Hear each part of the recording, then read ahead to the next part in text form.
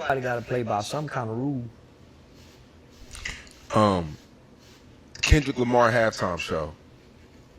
I know you a Drake type of nigga too. I know you listen to Drake. You look like a Drake Everybody kind of got a few Drake songs that they like. I don't care what you say or how you feel. But I know I've heard you listen to multiple Drake records. Yeah. You're not a Kendrick type of guy. We spoke about that multiple times. How'd you feel about the halftime show? I thought it was bullshit. I thought it was a bullshit performance. That symbolism shit is hoe shit. Symbolism and revolution cannot be spoken in the same words.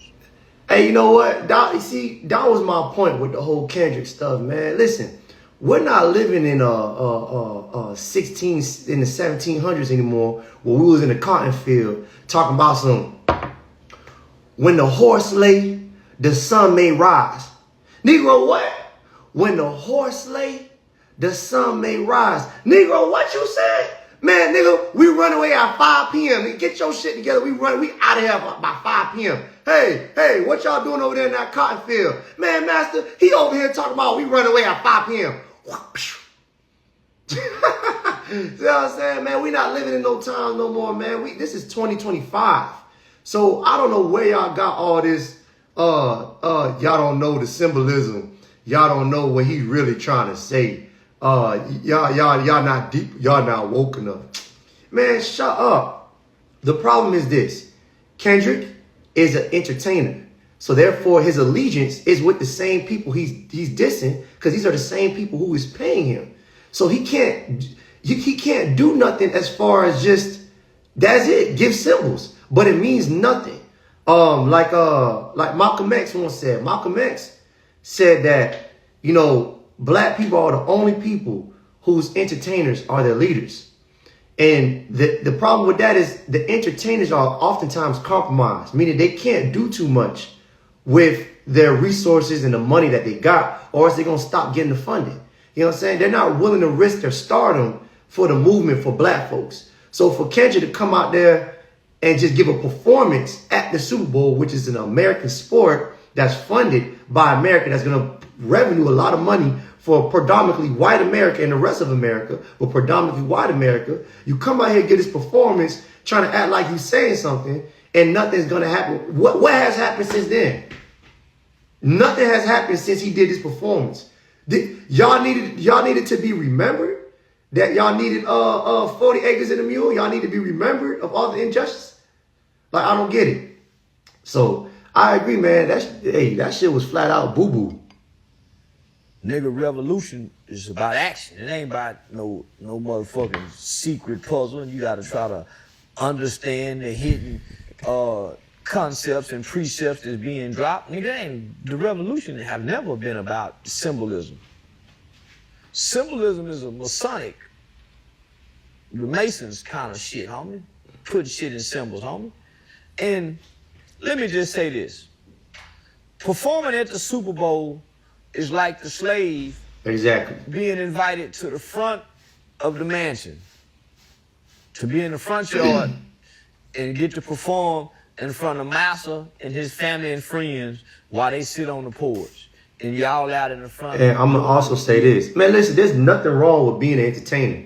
There's nothing wrong with being a football player. There's nothing wrong with being a singer, a rapper, basketball player, sports player, whatever, a comedian, whatever Charleston White is. There's nothing wrong with being those things. But understand that we don't need to hold these people at such high regards as we do. That's the only problem. Like Malcolm X said, black people are the only people whose celebrities are their leaders. Nobody else celebrities is their leaders. When you look at a dollar bill, you don't see no corny white person on that dollar bill. Who you see on that dollar bill? Motherfucking George Washington.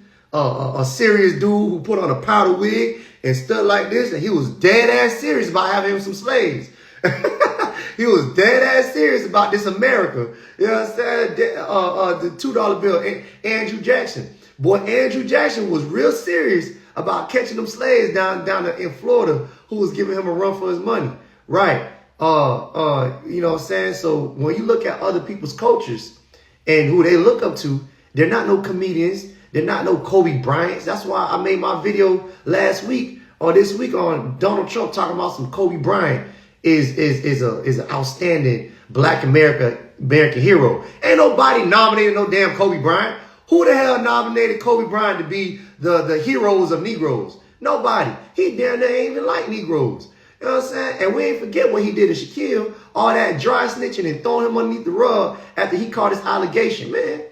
See, so it's disrespectful when your entertainers are your leaders. So I find it disrespectful for Kendrick to come out here and get this performance as if he's putting money down to start a political group or putting money down to start some type of regime to make sure, I don't know, we get reparations, I don't know, to get police justice. And guess what? If Kendrick decides not to do none of that, I'm good with that too.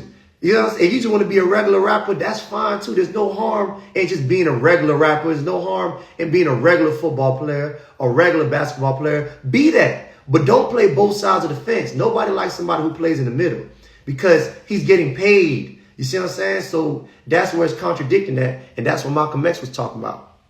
You slave dances and you get to perform in front of the house. That's what the Super Bowl performance was like.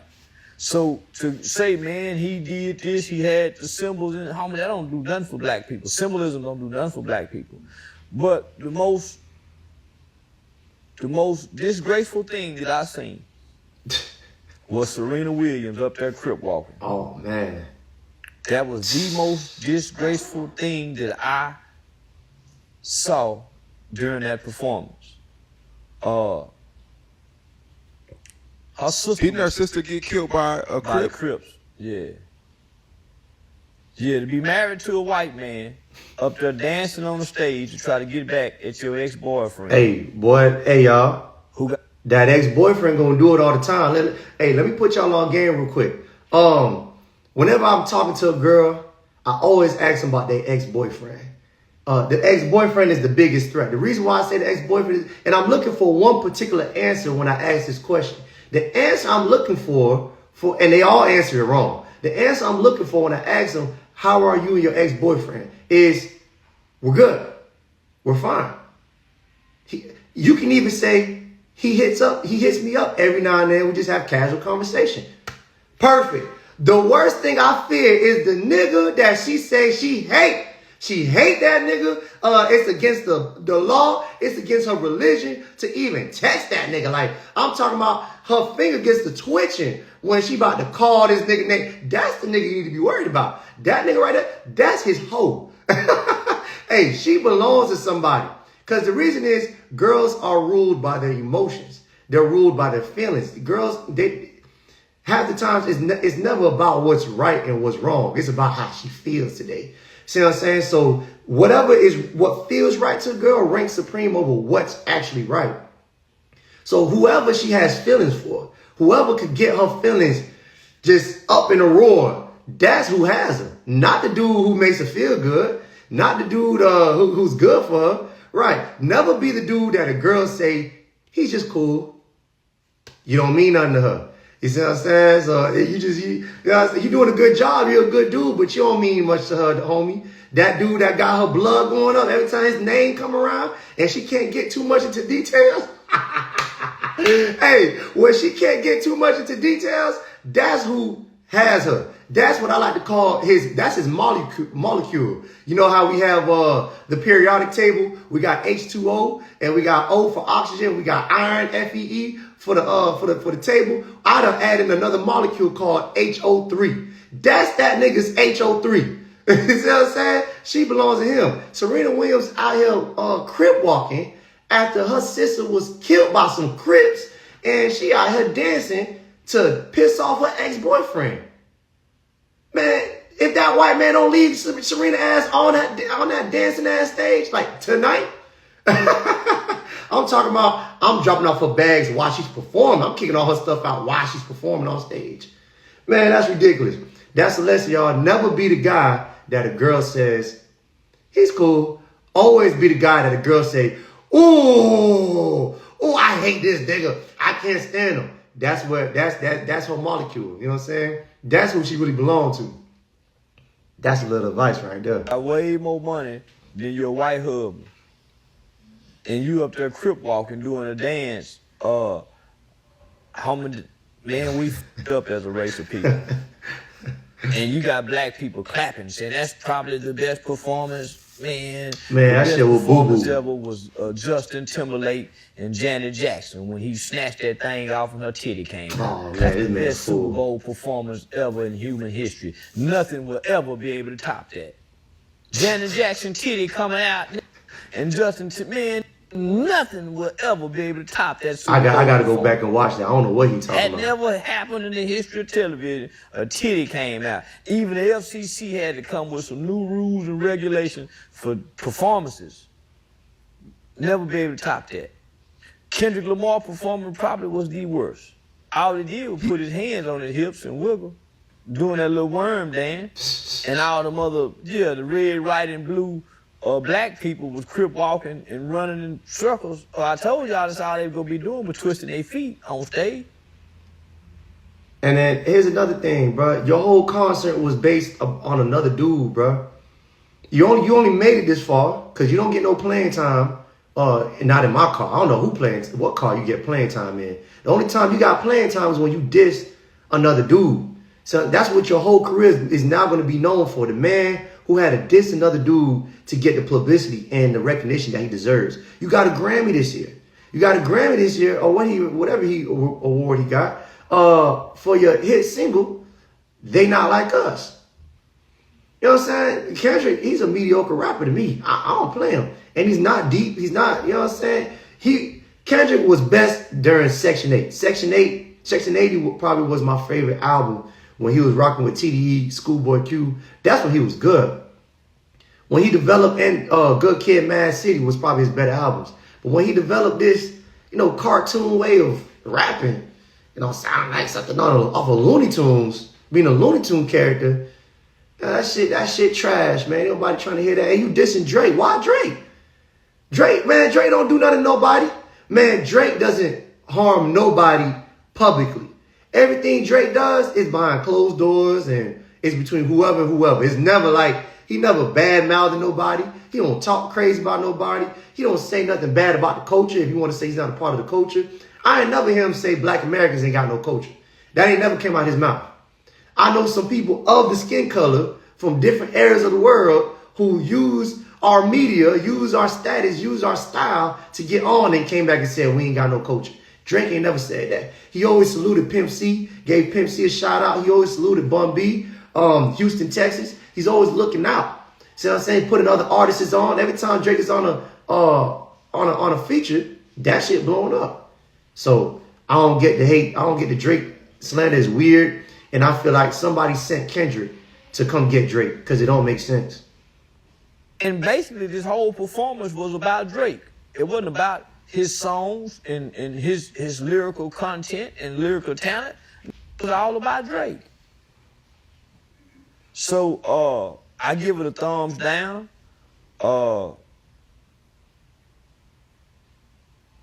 Yeah, I was there. Bullshit. It was very underwhelming. They kept saying it was going to be a huge surprise. Everybody was trying to figure out what the surprise was. Was it Samuel L. Jackson? Was it Serena? Was it SZA? Like, everybody was trying to figure out what's this huge surprise. Probably a lot of SZA, white people that were SZA and Serena.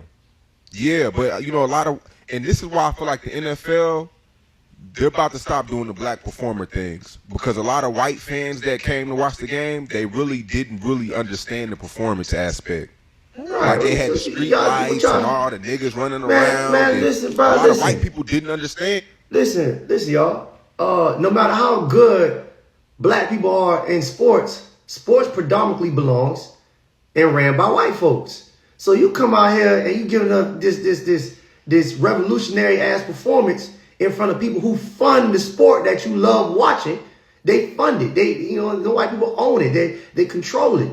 And you telling them whatever you trying to tell them. Come on now. Who you really hurting? See what I'm saying? So, white people are the ones who are usually in the stadiums. White people are the ones who usually buy all the jerseys. They buy You know what I'm saying? White people are the ones who give all the players NIL deals. You know what I'm saying? Black folks ain't contributing none of that. I don't go to no damn football game. I play football. Listen, when I was a freshman and I had a red shirt my freshman year, and I played at FAU, I still ain't go to the games. When I knew I wasn't playing, and they asked who wants to travel, man, keep me home, man. I'll watch this from the TV. Let me go lay up with my HOE, my molecule, my HO3. See what I'm saying? I ain't trying to be out there with y'all watching this game. I'll go watch this from the TV, man. But anyways, man, this was one hell of an interview by Charleston White. In my opinion, this was one of his more serious interviews. I think he kept it real. Here, I don't think he's really playing right now. And he said something that caught my attention. I know a lot of y'all, some of y'all may not like him, but one thing that he said that kind of sort of seals the deal about him is he said he's not willing to risk everything. And he has to play the game like a player, meaning that, you know what I'm saying, he can't really say what he really wants to say, how he really wants to feel, and how he really feels about certain things. He has to come on and sometimes say things he don't want to say just for the sake of entertainment. And that's pretty much how I pretty much look at him. I don't look at him as a leader. I don't look at him as somebody to look up to. I just look at him as somebody who's playing a role and who could drop gems here and there, but he's not willing to sacrifice, you know, his position for anything greater than what he's doing right now. So therefore, I don't try to idolize him or make him a star or make him more than what he is. And I think that's really much is his message. And I think that's why he keeps telling y'all, if you watch him, you're a fool. Because he's telling you, but I shouldn't be somebody y'all idolizing.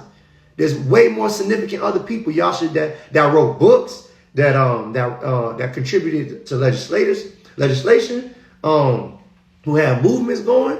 See what I'm saying? There's far more greater black folks to be looking off, and all he's doing is just playing a role to keep us entertained. So therefore, you know, you shouldn't dive too deep in it. You really shouldn't have no feelings towards him, mad or happy.